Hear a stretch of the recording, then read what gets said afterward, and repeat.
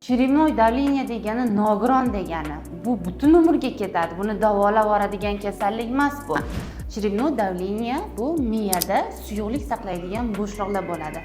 O'sha bo'shliqlarda suyuqlik ishlab chiqariladi. Orqa miya suyuqligi, bosh miya suyuqligi ishlab chiqarilib, so'rilib turiladi.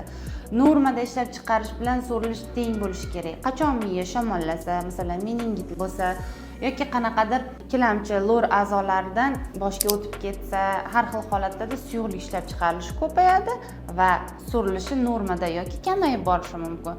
Bunaqa paytda suyuqlik ko'payib borgan sari miyani ichkaridan tashqariga siqishi boshlaydi. Bosh qattiq suyak bilan o'ralgan. Suyakni yorib chiqolmagandan keyin bosh shunaqangi kuchli og'riydiki, boshni qayerga qo'yishni bilmay qoladi kasallar. Yosh bolalarda shunaqa bo'lsa, suyaklar yumshoq bo'lgani uchun boshi kattalashib ketadi. Bizda yosh bolaga ham черевной qo'yadi, yoshi kattalarga ham черевной qo'yadi.